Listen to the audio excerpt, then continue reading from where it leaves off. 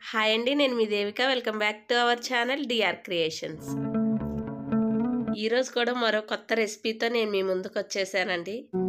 రెగ్యులర్గా చేసుకునే చపాతీ పూరీలా కాకుండా ఒకసారి ఇలా ట్రై చేసి చూడండి, సూపర్ టేస్టీగా ఉంటాయి. మరి లేట్ చేయకుండా ఈ కంప్లీట్ ప్రాసెస్ని ఏ విధంగా తయారు చేసుకుందామో ఈ వీడియోలో చూసేద్దాం రండి.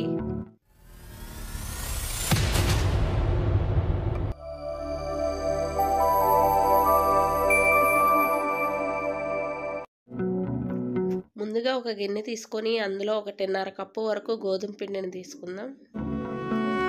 ఇందులోనే 1/2 కప్పు వరకు మైదాని కూడా తీసుకుందాం.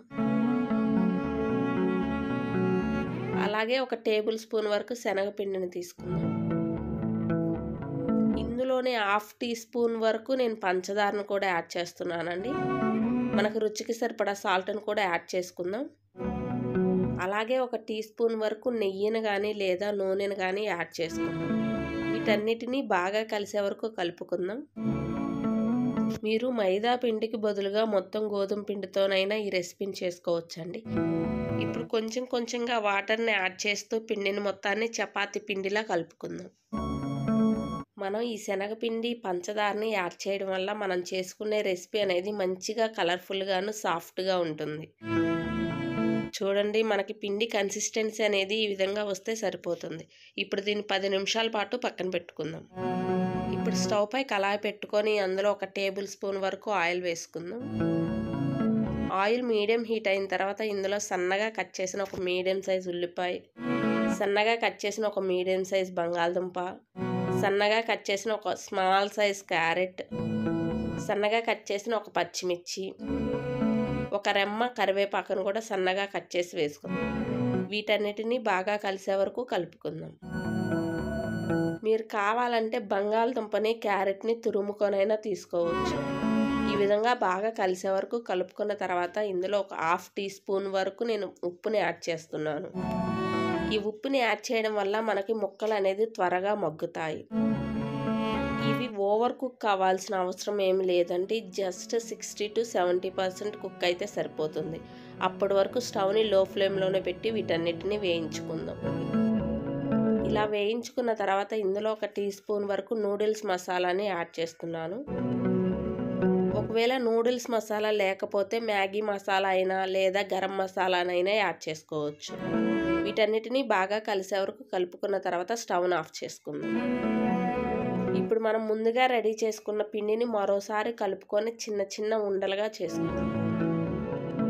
జస్ట్ ఒక చిన్న సైజు నిమ్మకాయ సైజు అంత ఉంటే సరిపోతుందండి, మనకి ఎక్కువ అవసరం లేదు. చూడండి, ఇక్కడ చూపిస్తున్నాను, ఈ సైజులో ఉంటే సరిపోతుంది. ఇప్పుడు దీన్ని పొడిపిండి సహాయంతో చపాతీలా నెరుముకుందాం. మనం ఈ చపాతీని నెరుముకునేటప్పుడు బాగా పల్చగా కానీ లేదా బాగా మందంగా కానీ ఉండని అవసరం ఏమి లేదండి. చపాతీ అనేది పల్చగా ఉండే పని అయితే మనం పెట్టుకునే స్టఫ్ అనేది బయటకు వచ్చే ఛాన్సెస్ ఎక్కువగా ఉంటాయి. లేదా మందంగా ఉండే పని అయితే పిండి అనేది సరిగ్గా ఉడకకుండా ఉంటుంది. అలా కాకుండా ఇక్కడ నేను చూపిస్తున్నాను చూడండి, ఈ మాత్రం ఉంటే సరిపోతుంది. ఇప్పుడు దీనిపైన మనం ముందుగా రెడీ చేసుకున్న మసాలాని యాడ్ చేసుకుందాం. ఇక్కడ నేను 1 టేబుల్ స్పూన్ వరకు యాడ్ చేశానండి. ఇప్పుడు దీన్ని పల్చగా స్ప్రెడ్ చేసుకుందాం.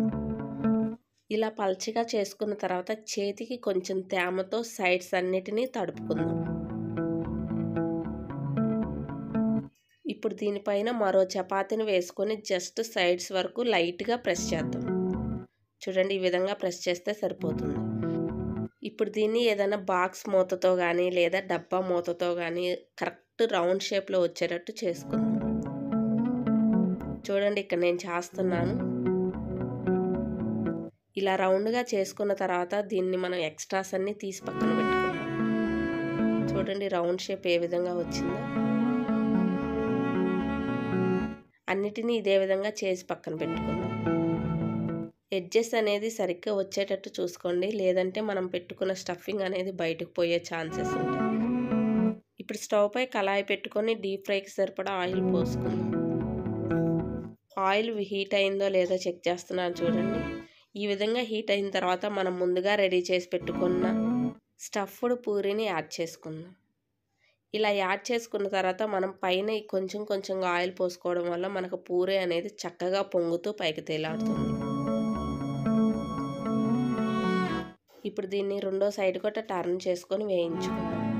ఆయిల్ ఎంత హీట్గా ఉంటే మనకు పూరి అనేది అంత చక్కగా పొంగుతుంది. ఇక్కడ నేను డీప్ ఫ్రై చేస్తున్నాను కదా, మీరు కావాలి అంటే చపాతీలా కాల్చుకోవచ్చు. చూడండి మనం వేసిన పంచదార శనగపిండి వల్ల కలర్ అనేది ఏ విధంగా వచ్చిందో. మిగిలిన అన్నిటిని కూడా ఇదే విధంగా వేయించుకొని ఒక ప్లేట్లోకి తీసుకుందాం. ఒకసారి ఓపెన్ చేసి చూపిస్తున్నాను చూడండి, ఈ స్టఫ్డ్ పూరి అనేది ఏ విధంగా వచ్చిందో. మీరు రెగ్యులర్గా చేసుకునే పూరి చపాతీలా కాకుండా ఇలా డిఫరెంట్గా ట్రై చేసి చూడండి, పిల్లలు కూడా చాలా ఇష్టంగా తింటారు. చూడండి పూరి అనేది ఎంత సాఫ్ట్గా వచ్చిందో. ఇదే విధంగా చపాతీలా కాల్చుకున్నా కూడా సాఫ్ట్గా ఉంటుంది. మీరు కూడా ఒకసారి ఈ రెసిపీని ట్రై చేసి మీ ఫీడ్బ్యాక్ని కామెంట్ బాక్స్లో కామెంట్ చేయండి. ఈ వీడియో మీకు నచ్చినట్లయితే లైక్ చేయండి, మీ ఫ్రెండ్స్కి రిలేటివ్కి షేర్ చేయండి. మీరు చేసే ఒక లైక్ అనేది మా జర్నీ ముందుకు పోవడానికి సపోర్ట్గా ఉంటుంది. ఇలాంటి మరెన్నో క్విక్ అండ్ సింపుల్ రెసిపీస్ కోసం డిఆర్ క్రియేషన్ని సబ్స్క్రైబ్ చేసుకోండి. మరో సింపుల్ రెసిపీతో నేను మీ ముందుకు వస్తాను. అంతవరకు సెలవు.